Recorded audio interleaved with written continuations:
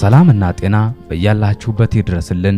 በመላው ዓለም የምትገኙ ቤተሰቦቻችን በክፍል 2 የዙምራ ታሪክ ላይ ዙምራ ኑሩ እብድ ተብሎና ሐሳቡን የሚቀበለው አጥቶ ባልጠናው ለጋ ሰውነቱ በ13 ዓመት ዕድሜው ከቤተሰቦቹ ተለይቶ ለ5 ዓመታት ጎጃም፣ ወሎ፣ ጎንደር እየተዘዋወረ ሐሳቡን የሚጋራው ለማግኘት መከራዎችን እንዳየና ወይ የሚሰማኝ ወይ ደግሞ የሚጠይቀኝ በማለት የተንከራተተበትን አንዱንም ሳያገኝ በ18 ዓመቱ ወደ ቤተሰቦቹ እንደተመለሰ ነግረናችሁ በክረምት ወቅት እርሻ በማረስ ደካሞቹን እየረዳ በበጋ ወቅት ደግሞ የሐሳቡን ተጋሪ እየፈለገ እንደቆየና በአንደኛው ዓመት ላይ በፎገራ ወረዳ ዙሪያ በገበሬዎች ዘንድ ሐሳቡን የሚያደምጠው እንዳገኘ ከዚያም እነርሱ ጋር ሄዶ እንደተቀመጠ ነግረናችሁ ነበር።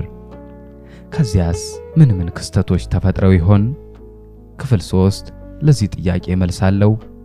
አብራችሁን ቆዩ።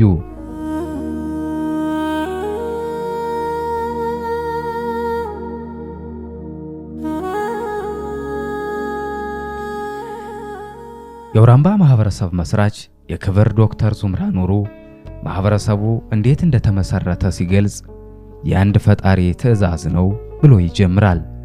ይህንን ያለውም ከመነሻው ጀምሮ ያሳለፈው ውጣ ውረድ በሱ ብቻ የሚታለፍ ባለመሆኑና ሳይታጠፍ እዚህ በመድረሱ የፈጣሪ እጅ አለበት ብሎ ስለሚያምንም ነው። ዙምራ ኑሩ ፎገራ ወረዳ ውዶ ጊብራ ኢየሱስ አካባቢ ተቀምጦ የአውራምባን ማህበረሰብ መሰረተ። ለማህበረሰቡ አባላት ለማቅረብ የመጀመሪያ መነሻ መሰረታዊ ሐሳቡ የሆነው ከእናቱና ከአባቱ ያየውን የሴቶች እኩልነት ማጣት ነበር። ሴት በሴትነቷ እናት ናት፣ ወንድ በወንድነቱ አባት ነው፣ እኩል ናቸው። ነገር ግን ሴቷ እንደ ሞግዚት ወንዱ እንዳዛዥ የሆነበት ምክንያት ምንድነው? ቢፈልግ የሚሰድባት፣ ቢፈልግ የሚረግማት፣ ቢፈልግ የሚደበድባት፣ ቢፈልግ ውጭልኝ ብሎ አስወጥቶ ደጃፍ የሚዘጋባት እናት የሆነችው በምንድነው? በጉልበት ነው።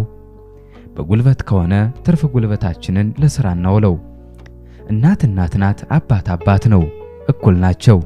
እናት በሌለችበትም አባት የለም፣ አባት በሌለበትም እናት የለችም፣ እኩል ናቸው።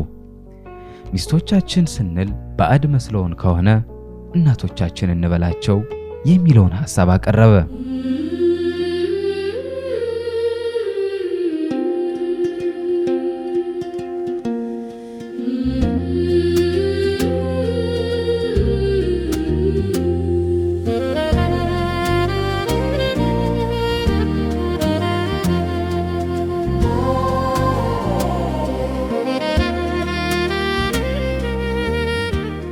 በመቀጠል ያነሳው ጉዳይ ጠብስከና ካቴው ከምድረ ገጽ መወገድ አለበት፣ ሰላምን ዘርግተን ገነትን ፈጥረን መሄድ አለብን የሚል ነበር።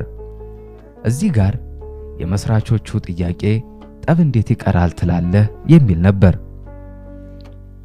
ዙምራ ኑሩም ጠብ ስር የለውም፣ ጠብን የምንስለው እኛ ነን፣ ጠብን ከመሳል ይልቅ ፍቅርን እየሳልን ብንሄድ ጠብ ካለበት ይጠፋል። የሚያጣሉን ሁለት አረፍተ ነገሮች ናቸው። እነዚያን ካወቅናቸውና ካስወገድናቸው ጸብ አይኖርም። መጥፎ አነጋገርና መጥፎ አሰራር ናቸው። መጥፎ ቢናገሩን እንደማንወድ፣ በራሳችን ላይ መጥፎ ቢሰሩብንም እንደማንወድ፣ በራሳችን ላይ ሊደረግብን ሊባልብን የማይገባን ነገር ከሰው ልጆች ላይ ማስወገድ፣ ያን ጊዜ ጠብ የለም በማለት መለሰላቸው። የመስራች አባላት ቀጠሉና እሺ ጠብስ በተናገርከው መልኩ ተወገደ፣ ሰላምስ እንዴት ይመጣል ትላለህ በማለት ጥያቄያቸውን አቀረቡ። ዙምራ ይቀጥልናም ሰላም የሚመጣው ሁሉም የሰው ልጆች ነጭ ጥቁር ሳንል ሰው በሰውነቱ ሁሉም ወንድም ሁሉም እህት ሆነን ከዚያ መካከል ችግር የደረሰበት ሰው ቢኖር ሁላችንም እጃችንን አንስተን የዚያን ሰው ችግር ማስወገድ ነው። ችግሩን ስናስወግድለት ደስ ይለዋል። ገንዘባችን የወገናችን ደስታ ነው፣ ደስታውን መካፈል። ከዚያ ተሳስበን ተዛዝነን ከሄድን በውስጡ ያለው ደስታ ነው። ደስታን ፈጠርን ማለት ሰላምን ፈጠርን ማለት ነው። ሰላምን ፈጠርን ማለት ደግሞ ያን የምንፈልገውን ገነት ፈጠርን ማለት ነው። ገነትን የምንፈጥረው እዚህ ሳለን በሰው ልጆች ላይ በምንሰራው ጥሩ ስራችን ነው። እዚያ ከሄድን በኋላ አይበስልም። ጠብን ማስወገድ፣ ሰላምን መፍጠር ከሰማይ እንዲወርድልን አንጠብቅ፣ እዚሁ እኛ የምንፈጥረው ነው በማለት ሐሳቡን ለማድመጥ ለተሰባሰቡት አጋሮቹ ሐሳቡን በዝርዝር አስረዳቸው። የዙምራን ሐሳብ በጥሞና ያደምጡ የነበሩት አጋሮቹም በሐሳቡ ተስማምተውና ተማምነውበት ጉዞአቸውን ጀመሩ።